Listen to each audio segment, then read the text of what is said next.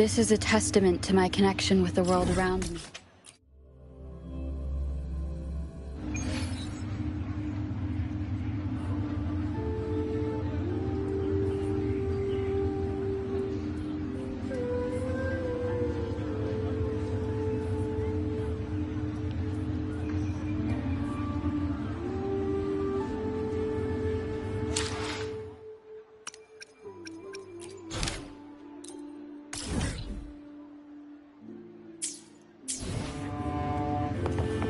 When I grow up, I'll be the strongest gladiator.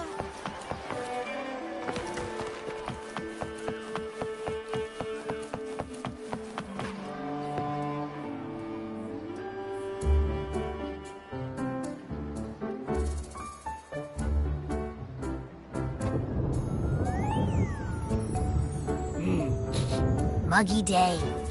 Sky's gloomy, air's all wet. Oh, man! At least let me finish my sentence. Ugh. Ugh. Cold, cold, cold. Oh.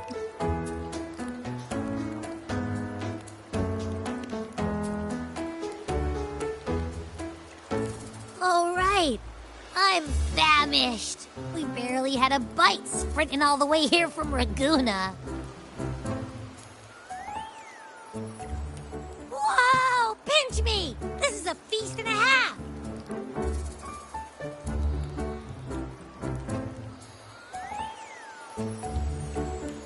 Hey, Rover.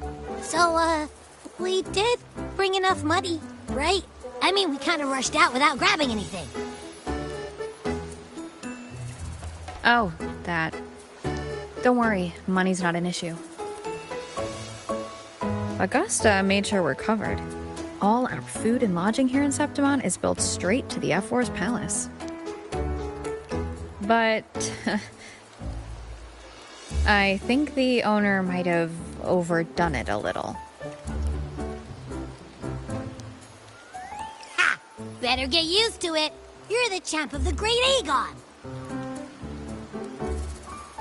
And you know me. If food's on offer, I'll be a scoffer. Yeah, no leftovers, guaranteed.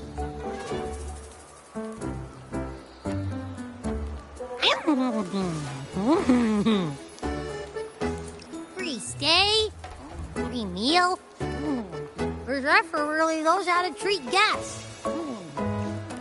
Maybe we should, you know, hang around a bit longer.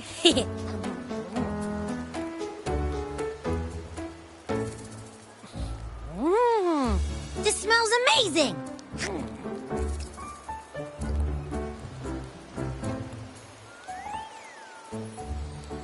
Abby, what do you think Imperator wants me to find?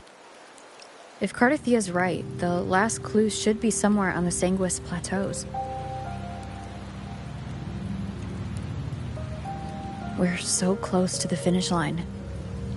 Just one step away. But our pace has slowed.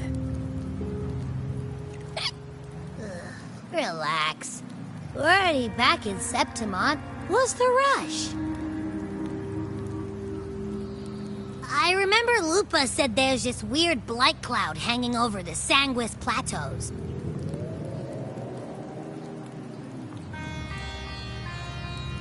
And when the high tide, or whatever, rolls around, all the gladiators go there to hunt tacit discords. Wait, is the high tide coming up soon? The Aphra's invite did say something about a big hunt. Huh, that reminds me. Aren't we supposed to meet her today?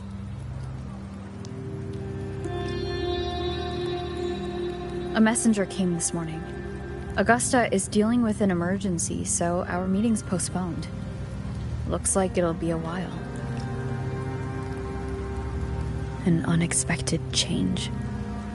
It's throwing everything off course. I don't like the feel of it. And why me for this hunt? If it's about the Great Aegon, the messenger said none of the other gladiators were invited.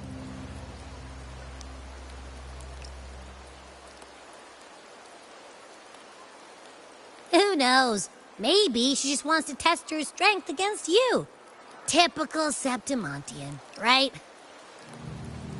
You think so? I've only met her a few times, but I doubt she acts on such simple impulses. And as the Ephor, can she really thoughtlessly do whatever she wants? Guessed from afar, you possess eyes as clear as crystal. But what troubles you so that eyes once bright as the highland sky now darken with rolling clouds?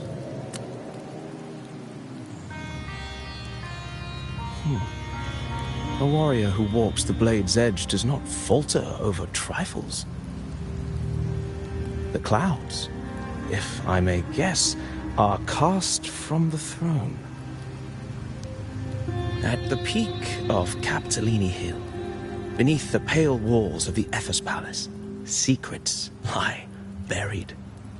And the most intricate among them are those born from the pursuit of power.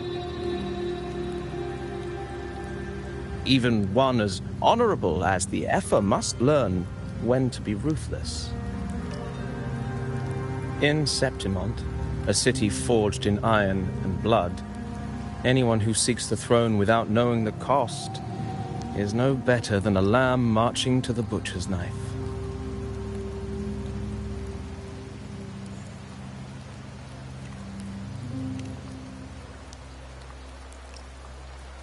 I am Nestor, a traveling poet.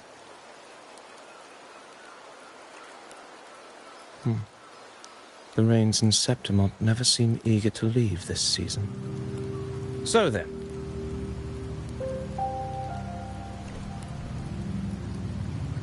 if you are curious about the Ephor, then allow me to say that nothing would honor me more than to offer even a modest service to the champion of the great Aegon. Wait, how do you know she's the champion? And all that stuff about the Ephor, too? Huh? Your eyes.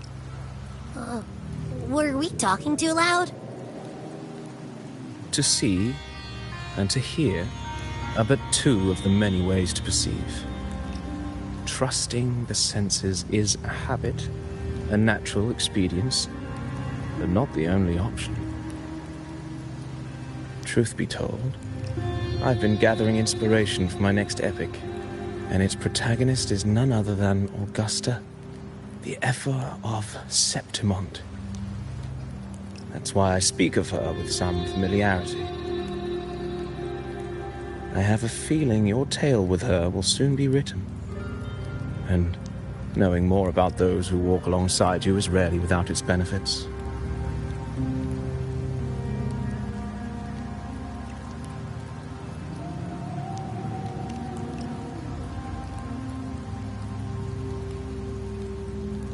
Augusta, a girl of humble birth, a resonator of modest talent, a commoner without noble patronage, and yet, from the den of wolves that is Septimont City, she rose and eventually claimed her place. Just like the burning sun was once a cloud of dust.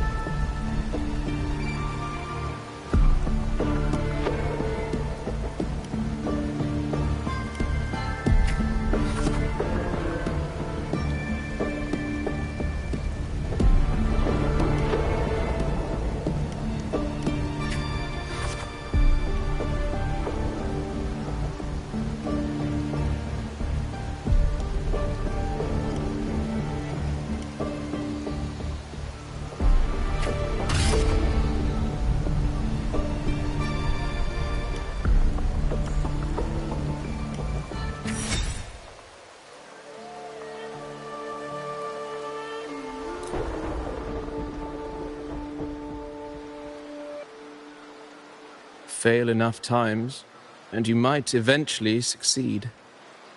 Should we call it resilience? Or mere stubbornness? Or perhaps, for a girl who has lost everything, there was never a second option. She had no one to trust but herself, and naught but a blade to hold. And yet, as the first stanza of an epic, this is nothing extraordinary. Since the lament, across the scorched lands of Solaris, I've heard this story repeat itself, again and again. Greatness. Yes, our era has certainly seen it. But true greatness is never found on the first page of a story. Courage, glory, and honor. Such immortal virtues have been etched in tablet and stone. They are never forged overnight. Light as a thread, elusive as the wind, they weave themselves into every twist of fate, tangling with every insignificant choice we make.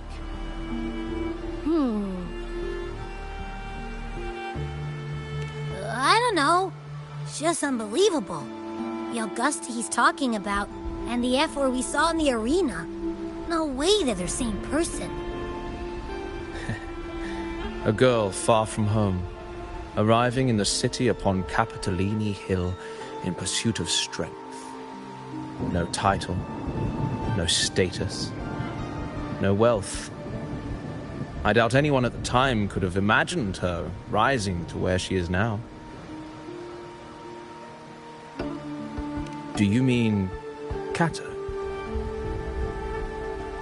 Do you believe Kato handed her that final victory on purpose, and that his scathing words were a test of her resolve? Then Kato must have been an idealist, to place his faith in a girl with nothing to her name. Now, why don't we keep this question in mind and see where the story leads us?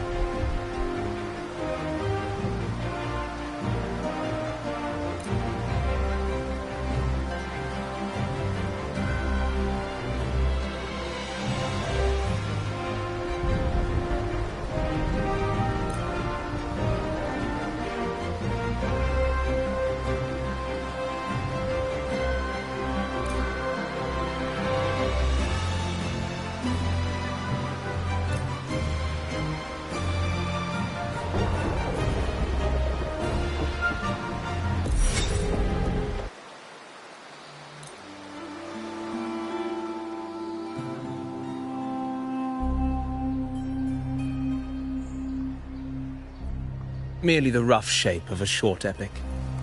This is all I can offer about the Ephor.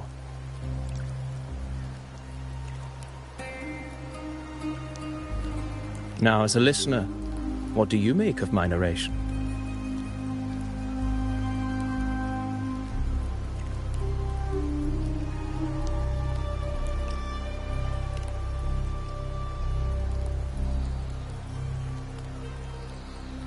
I appreciate your kind words, my generous listener. I am only a humble wordsmith, spinning verses and rhymes. The essence of poetry is granted by those who dare defy their fate. But there is one thing I must confess. Through my words, your knowledge of the Ephor is partial, at best. Poetry can only offer a glimpse of the true story, the reality of people, events, and things slips beyond the grasp of words. I do not belong in the pages of the epic, so I remain confined to the observer's gaze. I can imagine events and emotions unfold, but I cannot truly recreate them. Here's some advice for you, though I hesitate to call it such. If you want the truth of a story, step into it. Become part of it. The opportunity stands before you now. As I've said, the tale between you and Augusta, the hero of Septimont, is only now turning its next page.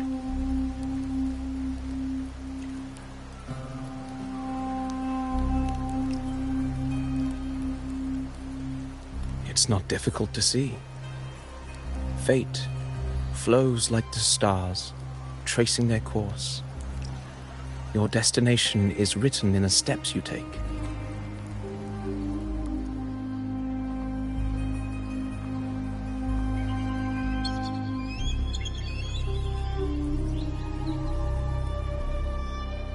The rain is passing.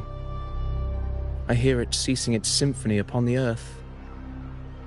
It is time for farewells.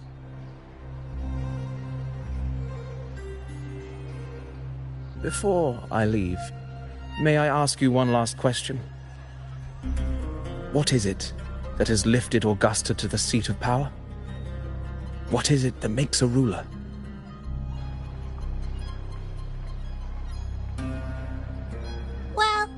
I'd say strength.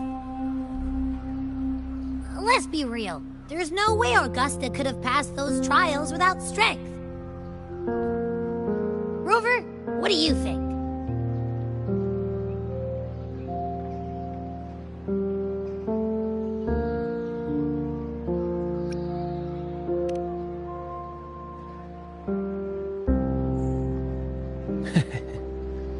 You needn't rush to answer now. Keep it in mind as you continue your journey. When the final chapter is written, the answer will reveal itself.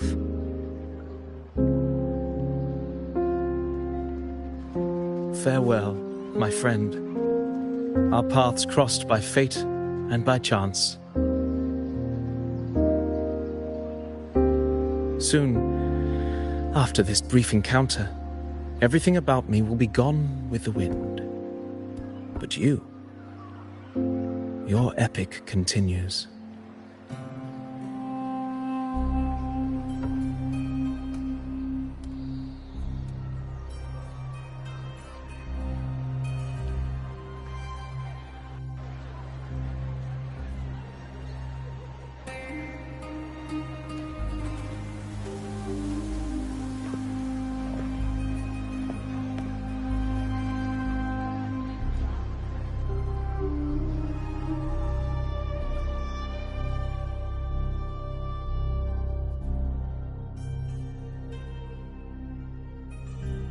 Your Excellency, you have indulged her too much. As the priestess, you know is far too unruly in both action and word. It's a disgrace to her title. Indeed. She entered the palace unannounced, uninvited, and with no decorum. A blatant affront to the authority of the palace. Same as always. Senators, all she crossed was a doorway. One too insignificant to carry the weight of our authority, or defend anyone's fragile pride. Let us not forget, it is not the walls of Capitolini Hill that command fear. It is my will, my sword, and our relentless conquest. I know your fear. You fear a priestess's voice drowning yours, and a rebel challenging the Senate's rules. But listen well. Power does not bow to sycophants, cowering behind their traditions. If you seek power, then step from the shadows. Face me, and prove yourself worthy.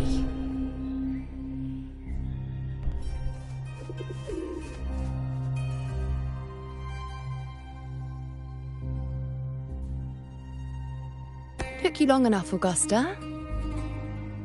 Handling the senators takes time. You know that. Well, to keep our esteemed priestess from waiting, maybe next time I'll just leave them to their own devices. I'll make sure they record every detail of your feat, and relay it word for word to Grandmother Lilibet. Priestess Iuno. Unruly behavior left Tetragon Temple without permission, and trespassed into the Ephor's palace. I wonder, who will lose it first? Lilibet or you? Let those old foxes report me all they want. If they step into the tetragon left foot first, I'll shoot the left. Right foot first, I'll shoot the right. Hey, I'm with you on that one. The Senate should be reminded now and then that the Tetragon's kindness is not a reason to take Priestess Yuno lightly.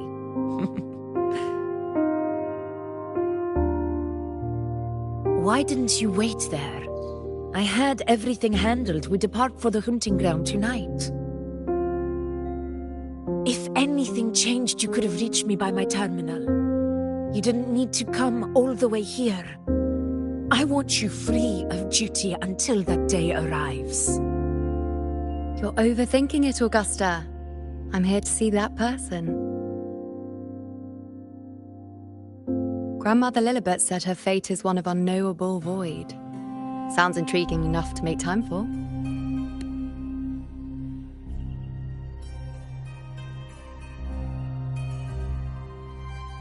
So that's it? Too bad. The ship from Laguna won't dock until tomorrow morning, and we'll be gone by then. Ugh, what a hassle. Patience, you know. The warrior has accepted the invitation. So, you'll have plenty of time to meet during the hunt.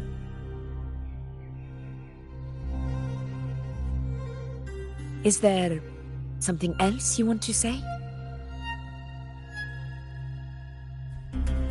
I read Grandma Lilibet's book of prophecies. A hunt and our plan, neither end well. Are you sure we should go through with this? Risk does not trouble me. Peril simply requires greater strength. But really, when did you start caring about the temple's traditions?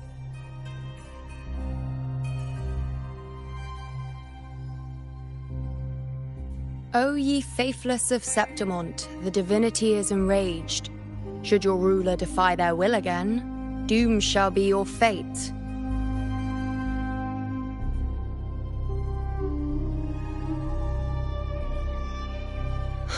Lately, I've been hearing murmurs from the nobles again about the ancient prophecy from Raguna. I will admit, those words once carried weight. But when our ancestors crossed the waters and climbed these hills, Raguna's divinity didn't get a seat on the ship. And the priestesses all said the prophecy was incomplete. Only the hero of heroes, wielding extraordinary power, risen from the dark tides, shall bring eternity to Septimont. Then shall the waters quiet, the tempest still, and glory return with the blood of the old king. Do not forget, this is the other half of the prophecy. Fabius, Attilius, Valeria, one after another, these heroes have saved Septimont from the brink of ruin. As long as a hero stands, no disaster can break this eternal city. What if this time is different? What if ruin is our fate? Then I will sever that fate with my blade.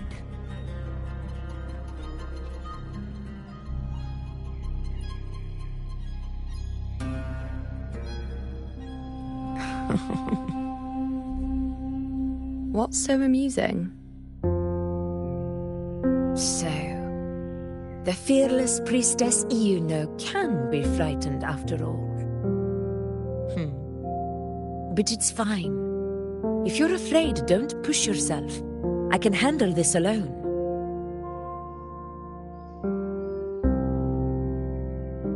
Most revered priestess, wait for me in the temple. I shall return victorious. Frightened. Me? If anything, it's you, trying to shut me out and face it alone. Fine. Go ahead. You'll come back to me sooner or later. That I can't deny. I knew it. So you do need me for this hunt. Thank you. You know.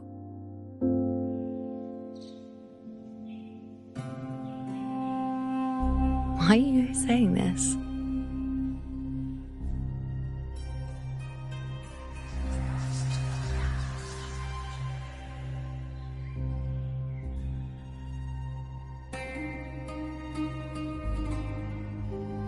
The storm is coming. Come, you know my friend. The best way to greet a storm is to walk straight into it.